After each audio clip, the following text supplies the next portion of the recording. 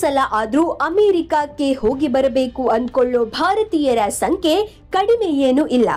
ಯುಎಸ್ಗೆ ಹೋಗೋದು ಕಷ್ಟ ಆಯ್ತು, ವೀಸಾ ಸಿಗ್ತಿಲ್ಲ ಅಂದ್ರೆ ದುಬೈ ಆದ್ರೂ ನೋಡ್ಕೊಂಡು ಒಂದಷ್ಟು ಶಾಪಿಂಗ್ ಮಾಡ್ಕೊಂಡು ಬೆಂಗಾಡಲ್ಲಿ ಕಟ್ಟಿರುವ ಭವ್ಯ ನಗರವನ್ನ ನೋಡಬೇಕಂತ ಹೋಗಿ ಬರುವವರ ಸಂಖ್ಯೆಯೂ ದೊಡ್ಡದಿದೆ. ಇದೀಗ ಯುನೈಟೆಡ್ ಅರಬ್ ಎಮಿರೇಟ್ಸ್ UAE ವೀಸಾಗಳ ಕುರಿತು ಪ್ರಮುಖ ಅಪ್ಡೇಟ್ ಕೊಟ್ಟಿದೆ. ಇನ್ನು ಹೆಚ್ಚೆಚ್ಚು ಜನರನ್ನ ದೇಶಕ್ಕೆ ಸೆಳೆಯುವಂತೆ ಮಾಡೋಕೆ ಹೊಸ ವೀಸಾಗಳಿಗೆ ಅನುಮೋದನೆ ಕೊಡಲಾಗಿದೆ. ಈ ಬಗ್ಗೆ ಒಂದಷ್ಟು ಮಾಹಿತಿ ಈ ವಿಡಿಯೋದಲ್ಲಿದೆ. 4 ಹೊಸ ವೀಸಾಗಳನ್ನು ಪರಿಚಯಿಸಿದ UAE. AI ಜಗತ್ತಿನ ಪ್ರತಿಭೆಗಳಿಗೂ ಬಹಳಷ್ಟು ಅವಕಾಶ. ಜಾಗತಿಕ ಪ್ರತಿಭೆಗಳನ್ನ ಆಕರ್ಷಿಸೋಕೆ ಪ್ರವಾಸೋದ್ಯಮ, ತಂತ್ರಜ್ಞಾನ ಹಾಗೂ ಮನರಂಜನಾ ಕ್ಷೇತ್ರಗಳಿಗೆ ಉತ್ತೇಜನ ನೀಡಲು ಯುನೈಟೆಡ್ ಅರಬ್ ಎಮಿರೇಟ್ಸ್ ತನ್ನ ವೀಸಾ ಮತ್ತು ವಾಸ್ತವ್ಯ ಹೂಡಲು ಇರುವ ವ್ಯವಸ್ಥೆಗಳಲ್ಲಿ ಮಹತ್ವದ ಬದಲಾವಣೆಗಳನ್ನ ಘೋಷಿಸಿದೆ. UAEಯಲ್ಲಿನ ಜೀವನದ ಗುಣಮಟ್ಟವನ್ನ ಸುಧಾರಿಸುವುದು ಹಾಗೆ ಆರ್ಥಿಕ ಬೆಳವಣಿಗೆಯನ್ನ ಹೆಚ್ಚಿಸುವ ಗುರಿಯನ್ನ ಈ ಬದಲಾವಣೆಗಳು ಒಳಗೊಂಡಿವೆ. ಈ ಬದಲಾವಣೆಗಳು ಭಾರತೀಯರು ಸೇರಿದಂತೆ ವಿದೇಶಿಯರಿಗೆ ಹೇಗೆ ಪ್ರಯೋಜನಕಾರಿ ಅನ್ನೋ ಬಗ್ಗೆ ಚರ್ಚೆಯಾಗುತ್ತಿದೆ.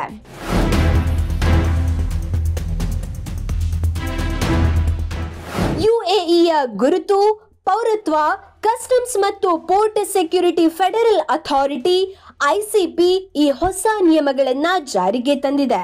ವ್ಯಾಪಾರ, ಆರ್ಥಿಕ ಬೆಳವಣಿಗೆಗಳನ್ನ ಬೆಂಬಲಿಸುವುದು ಮತ್ತು ಮಾನವೀಯ ಅಗತ್ಯಗಳನ್ನ ಪೂರೈಸುವುದು ಈ ಬದಲಾವಣೆಗಳ ಹಿಂದಿನ ಪ್ರಮುಖ ಉದ್ದೇಶವಾಗಿದೆ. ಈಗ ಹೊಸದಾಗಿ 4 ವಿಶೇಷ ವೀಸಾ ವರ್ಗಗಳನ್ನ ಪರಿಚಯಿಸಲಾಗಿದೆ.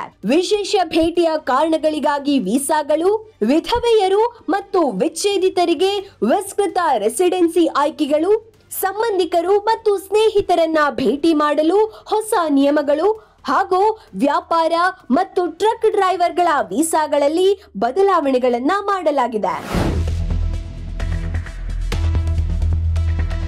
ಈ ಹೊಸ ವೀಸಾ ವರ್ಗಗಳು, ಅವುಗಳ ಪ್ರಯೋಜನಗಳ ಬಗ್ಗೆ ಒಂದೊಂದಾಗಿ ನೋಡೋಣ. UAE ಭೇಟಿಗೆ ಇರುವ ವಿಶೇಷ ಅವಕಾಶಗಳಲ್ಲಿ ಆರ್ಟಿಫಿಷಿಯಲ್ ಇಂಟೆಲಿಜೆನ್ಸ್ನ ತಜ್ಞರಿಗೂ ಮೊದಲ ಸ್ಥಾನದಲ್ಲಿ ಆದ್ಯತೆ ಇದೆ.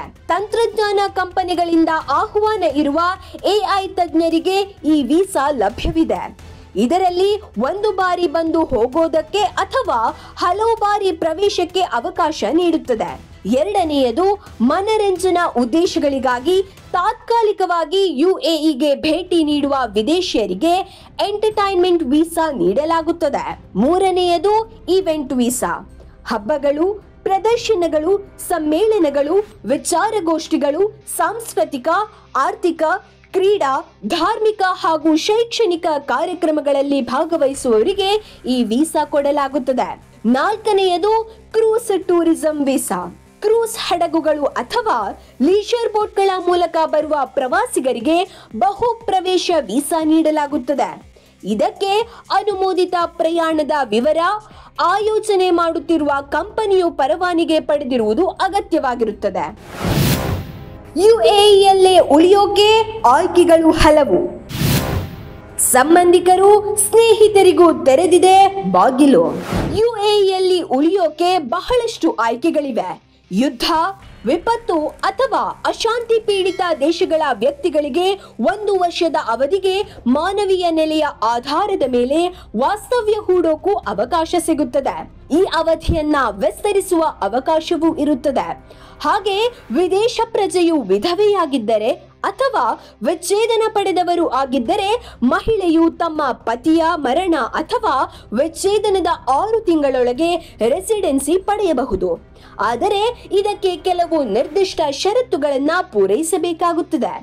ಇನ್ನು UAE ಸಂಬಂಧಿಕರು ಮತ್ತು ಸ್ನೇಹಿತರಿಗಾಗಿಯೂ ವೀಸಾ ಕೊಡುತ್ತಿದೆ. UAE ನಿವಾಸಿಗಳು ತಮ್ಮ 3ನೇ ಹಂತದವರೆಗಿನ ಸಂಬಂಧಿಕರು ಅಥವಾ ಸ್ನೇಹಿತರನ್ನ ತಮ್ಮ ದೇಶದಲ್ಲಿ ಉಳಿಯೋಕೆ ಸ್ಪಾನ್ಸರ್ ಮಾಡಬಹುದು. ಪ್ರಾಯೋಜಕರ ಆದಾಯದ ಮಟ್ಟವನ್ನ ಆಧರಿಸಿ ಅರ್ಹತೆಯನ್ನ ನಿರ್ಧರಿಸಲಾಗುತ್ತದೆ.